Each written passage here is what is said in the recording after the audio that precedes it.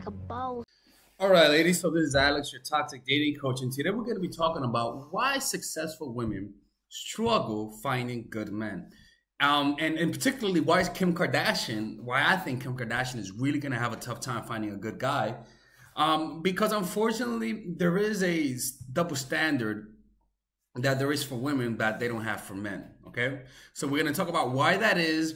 And what are the things that women can possibly do to avoid getting in this type of situation? Because unfortunately, if you're a successful woman, you're gonna struggle finding a good guy. That's just how it is. It's really a shitty deal, but that's just how nature works. And if you guys enjoy this kind of reaction video, because I want to give you guys more variety, please let me know by commenting and watching the video, because the more you watch it, the more it says to me that I should make more of these videos. Okay, so we're gonna watch this video and I'm gonna give you guys my take.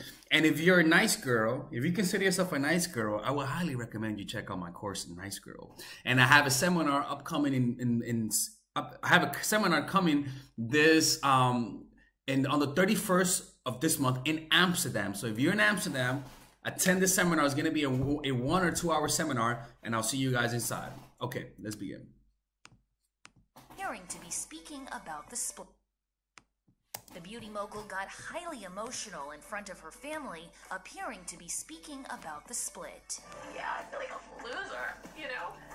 It is known that Kim Kardashian has had several relationships with several men. As she has grown older and has grown to be more successful, it seems that something she is having a hard time with is keeping a relationship. When news broke earlier about the fact that Kim Kardashian and Kanye West were no more, many believed it was a publicity stunt. But the truth is that they were going their own ways. In more recent times, it just so happens to be that Kanye West finds himself in a bit of a new relationship with Irina Shayk, while Kim, on the other hand, does not seem to have made the decision to entirely move forward just yet. And I think that's a good decision, especially for a woman.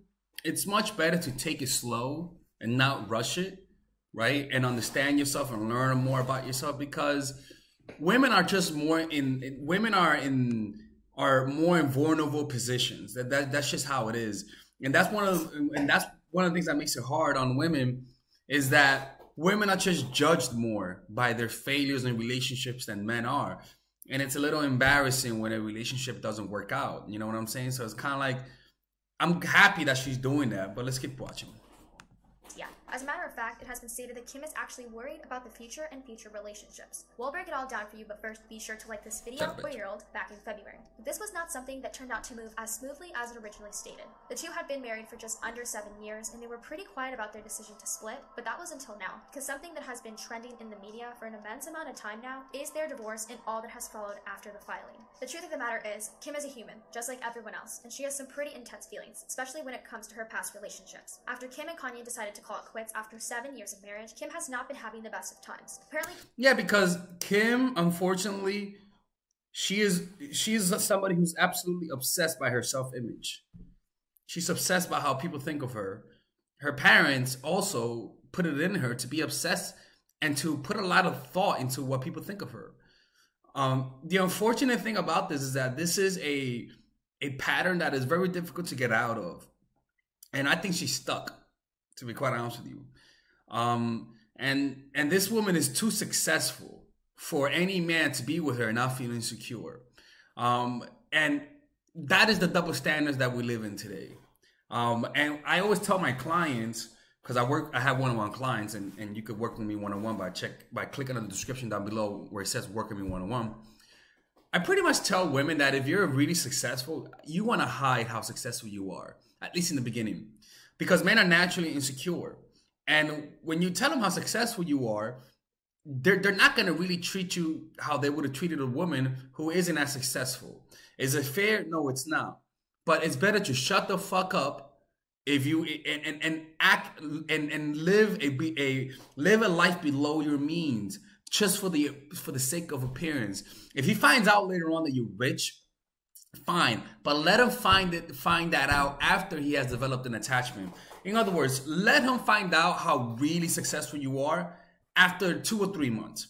If you're a doctor, tell him you're a nurse. If you're a lawyer, tell him that you're under the lawyer. Why? Because again, it's all about a man's insecurity. A man will naturally get a little turned off if he finds out how successful you are. Why? I don't fucking know. I didn't program men. I didn't make them. I just explained them. Kim is feeling insecure about her dating life post-divorce. As she shared on the season finale of Keeping Up with the Kardashians, I feel like an effing failure. It's my third effing marriage. Yeah, I feel like yeah, but ladies, what you have to understand is that we have this unrealistic expectations that relationship will last our whole lives. And that's not the truth. The truth is that most of our relationships will fail. That's just the matter of the fact. Most of the relationships we have will fail. Most of the divorces will fail. And even the ones that are still together, there's a good likelihood that they have failed, but they don't want to put it out there in the world. They want to stay for the children. But most relationships fail. Every relationship has a time limit. Just like your milk has an expiration date. Just like some relationships with friends have an expiration date. Just like my evil grandma has an expiration date, which appears to be fucking forever. Lord have mercy. Sorry. Everything, including the relationship with you and your partner, have an expiration date. And if you find it shocking that things ended, it's because you're not really looking at reality. You're not looking at reality for what it is. Effing loser. But I can't even think about that. I want to be happy. She's focused on dating at the moment, but and look, what I've learned is that money doesn't make me happy. Relationships don't make me happy. Being in Amsterdam doesn't make me happy. What makes me happy is to have goals and improve upon the things that I enjoy. If I like playing basketball, become a better basketball player. If I'm a good artist, become a better artist. Be good at what you like, and that will give you purpose. It's not going to make you 100% happy, but it's going to make you happier than following things that are external. Actually worries that guys will not want to date her because of how public her relationship was, but also because of how successful she is. Kanye, a source tells US Weekly. She also knows how hard it is to build trust with someone, so she thinks it's going to take time before letting someone into her private life. The insider adds, it was easy with Kanye. Private life, okay. Because they were friends before, so they had years worth of trust. Now, although this is how Kim is feeling, and she is kind of not too focused on dating from here on out, it is known that Kanye is kind of on a different page. According to several reports, Kanye and model Irina are together after being photographed together. The US Weekly insider continued, she certainly did not think that Kanye would move on with someone else before her. Friends and family are telling her she has nothing to worry about, and when she's ready to date again, they gladly will be setting her up with potential suitors. Sources for the Yeezy founder recently dished on the qualities that he's looking for in a new romantic partner, and the fans are convinced that he's done dating women like his ex-wife. However, Kanye has come off as the most comfortable with his ongoing divorce. As reports of their split file the press. Well, because most likely he wanted it to happen. And most likely she didn't want it to happen. I'll be honest with you. I think she didn't want it to happen, a big part because of the way it looked on her. Because, again, the biggest part about breaking up is, especially when you're in the public light, is the embarrassment. It's people talking about it. And you cannot just... You can't have it cake and eat it too. If you want to make money because all eyes are on you, when shit hits a fan and all of a sudden something negative happens, you're gonna have to accept the consequences. You're gonna have to accept that people are gonna be looking over you because they were already looking over you and you were benefiting from it, but not because you don't like the type of attention you have. All of a sudden you don't want it. It's not how it works, boo boo. You either have all of the attention or you don't. There's no middle ground.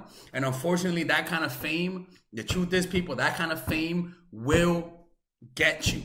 It will backfire on you. When things go wrong, it's gonna hurt you. When it comes to relationships, being a famous woman, not a famous man, being a famous woman doesn't benefit you with relationships. They just don't.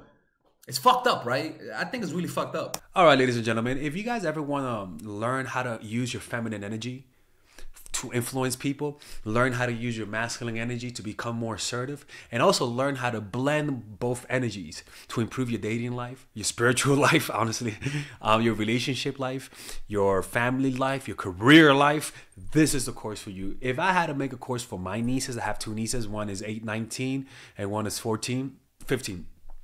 16. Holy shit. Oh my God, he's a bad fucking uncle. He's a bad uncle. Get him. Shut up, Melissa. You should get this course, right? And this is the course that I will make for them. So, for example, watch the curriculum, right? In the first week, we're going to be showing you how to establish a strong masculine foundation. without letting it hurt your feminine energy. This masculine foundation is a source of who you are, right? It's your bodyguard. Without this, whatever feminine energy you create will be destroyed by the outside, because your masculine is your shield. So we'll talk about goal setting. We'll talk about how to develop a serious attitude. We're going to be talking about how to use more logic, how to use more goal-oriented behavior. It's more how to be a man. Now the next one is how to embrace the feminine energy, right? This one would teach you about how to minimize excessive masculine traits, developing self-awareness, healing abundant feminine energy, regulating your emotion, mastering voice qualities and facial expressions, surrendering control, and allowing pain to be felt. This is honestly, this will supercharge, like Kaioken, your masculine energy. After that, we have femininity in the workplace, and how to be feminine in the workplace without letting people take advantage of you, and the nuances of how women on power should behave versus women who are subordinates in the workplace, and even the dress code. This is based on psychology, people. It's kind of insane. I'm actually excited about this one. The next week, we talk about navigating the labyrinth of male and female friendship, and this a lot of women find confusing, so we talk about that. And how to identify envious friends, how to identify the good friends, how to keep male friends, and how to keep female friends. Week 5, we talk about how to release the burden of the past and stop and destroy mental projections. This is actually really powerful. And then week 6, we talk about how to increase your observational power so that you could read people better. And we have a bunch of bonuses. The course starts at $99, and you guys can pre-order the course today at $69 before it goes out. If you're watching this, most likely I'm in the meditation retreat, so most likely I will be praying for all of you guys. And just click on the description down below of the video. Right there, you'll see it, and you could pre-order that course. It's gonna be out by the end of next month or the beginning of February of March. One of the two, people, because I have a 10-day retreat to do, and I want to finish the course after the retreat, because I think the ideas are gonna be so much better. All right, man. I'll see you guys later. Pre-order, man. Oh, I'm closing the channel.